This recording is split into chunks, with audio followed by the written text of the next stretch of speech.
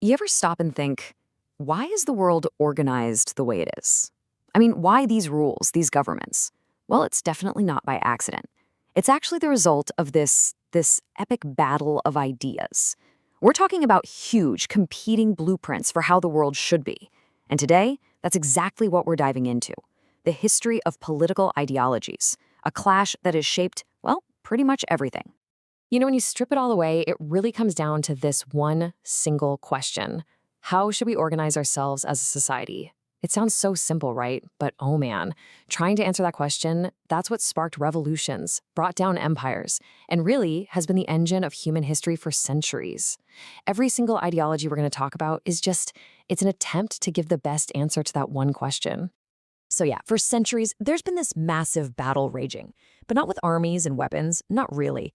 This is a war fought with ideas, powerful, world-changing ideas.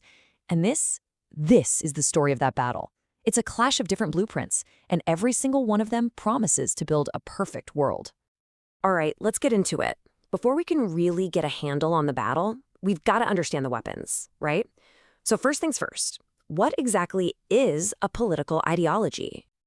Okay, so at its heart, an ideology is basically a neat package of ideas that does two really important jobs. First, it gives you a theory about how society works right now, what's wrong with it, what's right with it. And second, and this is the really big one, it paints a picture of how society ought to work. And it doesn't just stop there. It gives you a roadmap, a plan for how to get from here to there. So think of it like this. It's both a map of where you are and a shiny destination on the horizon. So where do we begin this story? Well, we have to start with the first great modern blueprint, the one that you could argue really set the stage for this whole debate, and that is liberalism. Now, the first thing you've got to know about liberalism is that it's not just one thing. It's not some static, unchanging idea. It's more like a family argument that's been going on for centuries. It all kicked off back in the 17th century with what we call classical liberalism. The big idea there was protecting individual rights from the government, keep the state small.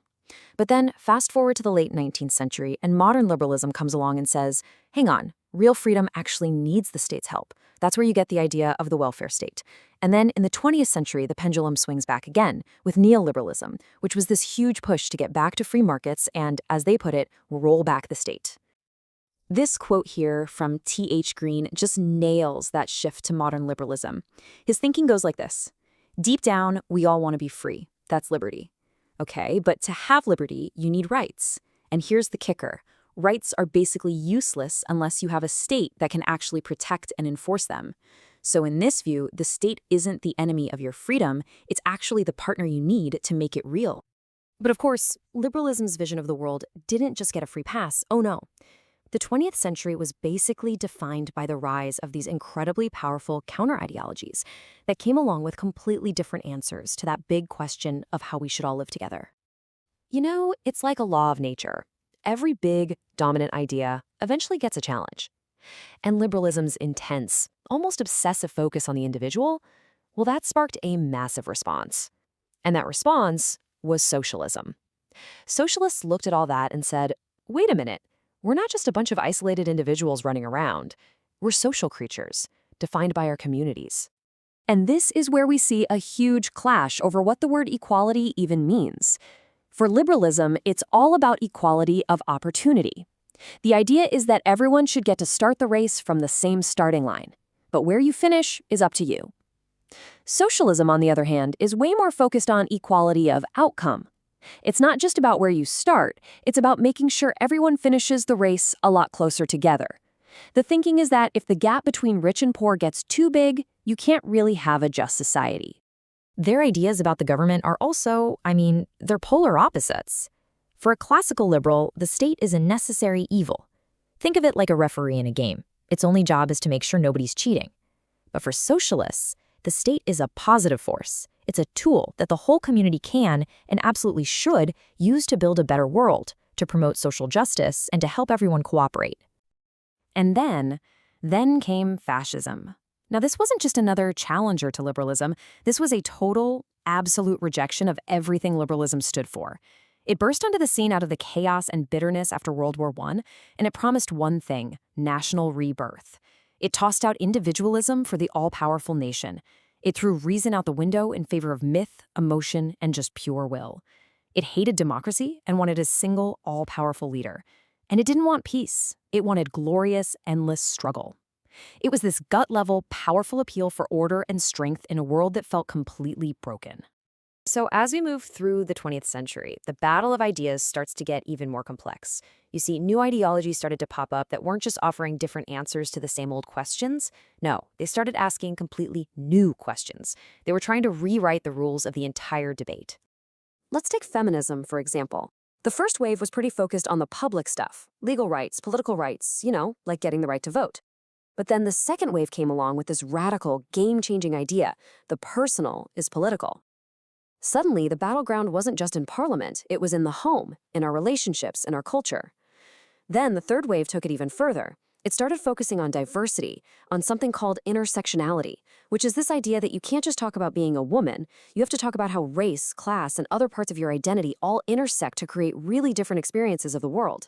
It got to the point where it started asking, hey, is there even such a thing as one single female experience? And a really key idea that second-wave feminism put right at the center of the conversation was patriarchy. Now, this wasn't just about pointing fingers and saying, hey, men are in charge. No, it was much deeper. It was about identifying an entire system, a whole network of social structures and habits and beliefs that systematically gives power and privilege to men over women. And once you start seeing that, it changes the conversation completely. This quote from Simone de Beauvoir is just so powerful because it gets to the heart of another revolutionary idea: the difference between your biological sex and your socially constructed gender.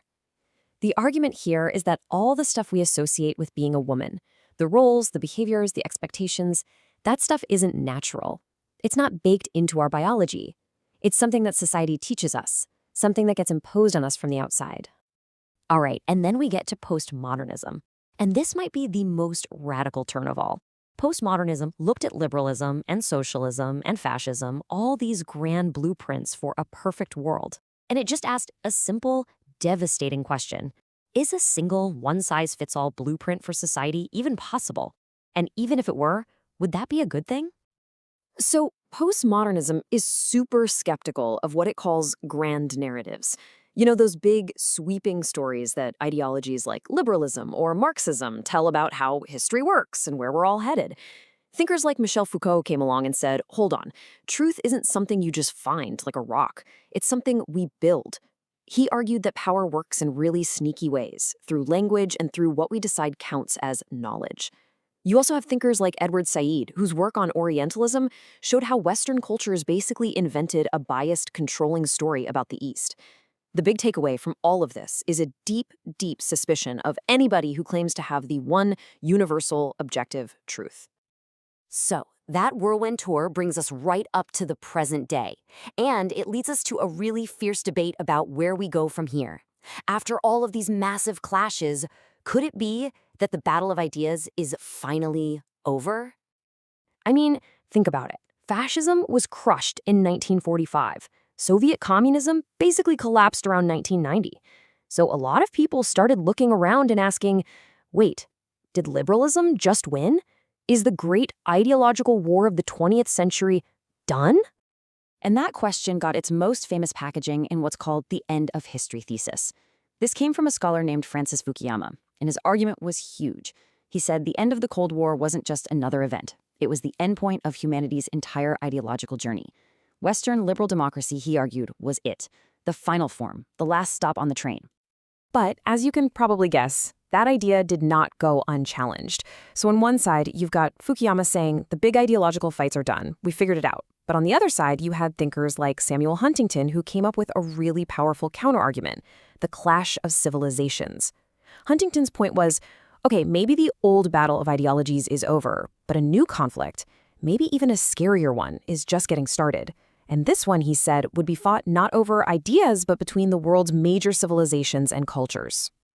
And that leaves us with this big, lingering question, doesn't it? The old battles, liberalism versus socialism versus fascism, those might be in the history books. But have we just traded them in for a whole new kind of conflict? Or is this great centuries-long war of ideas just getting started on its next, completely unpredictable chapter?